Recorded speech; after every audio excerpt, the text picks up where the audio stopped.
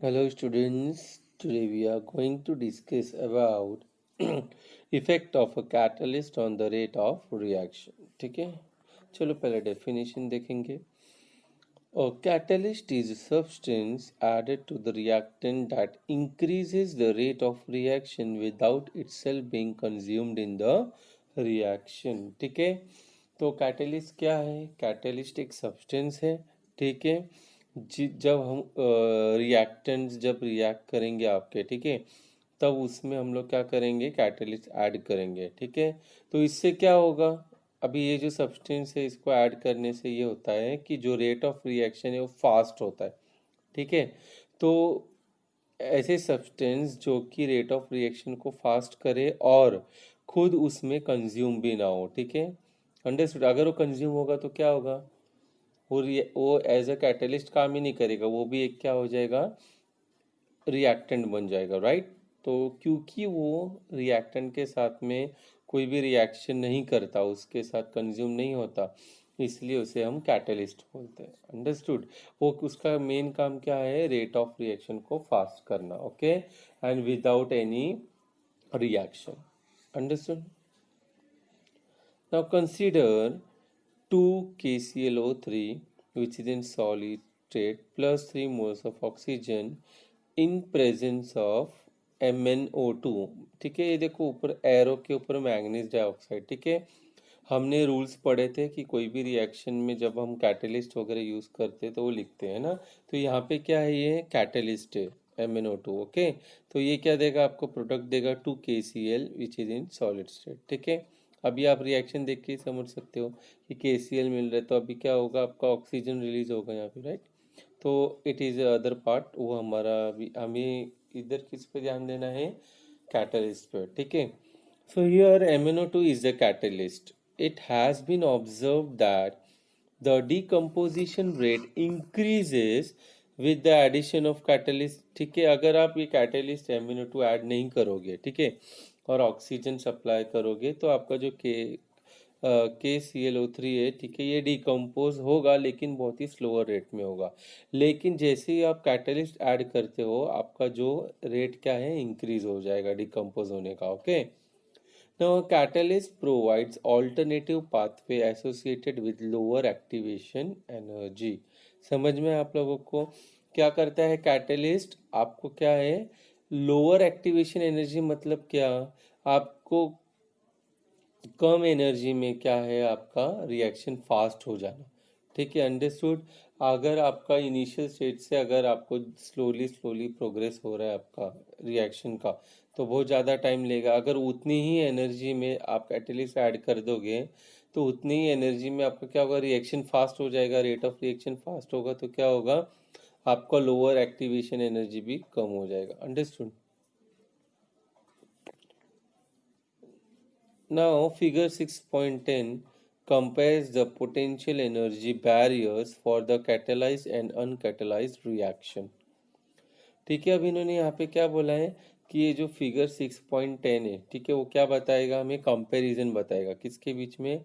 Potential energy barrier for catalysed and uncatalysed reaction. ठीक है, तो अभी यहाँ पे आप देख सकते हो, यहाँ पे क्या है?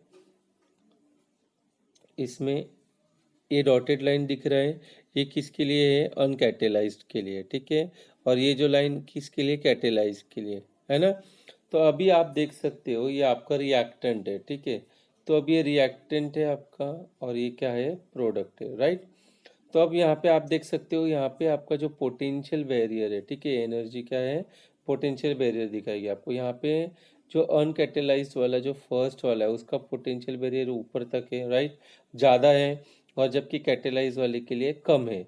अंडरस्टूड. तो कम पोटेंशियल बैरियर से ही वो आपका रिएक्शन कंप्लीट कर रहा है यहाँ पे, और जबकि अनकैटेलाइज्ड वाले का क्या है?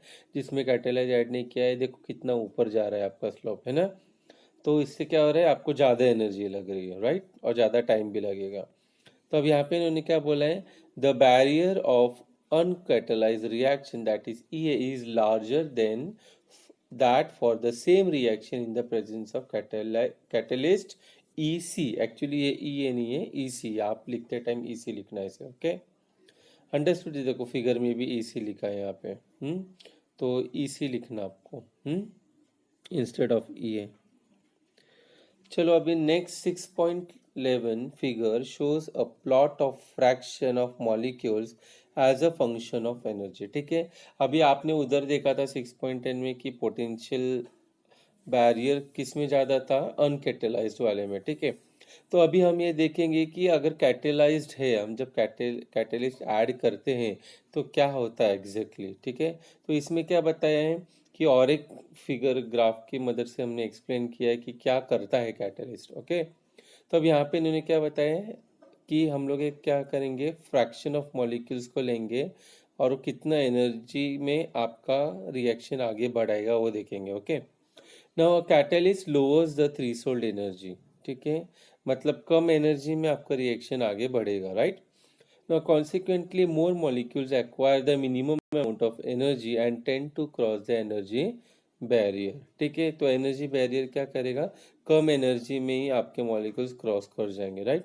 Now a fraction of activated molecules is greater for the catalysed reaction. ठीक है, तो एक्टिवेटेड मॉलिक्यूल सबसे ज़्यादा किधर होंगे, आपके कैटेलाइज रिएक्शन में, right.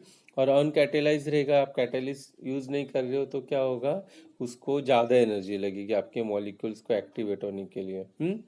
Now the rate of catalyse reaction this is larger than the reaction with no catalyst.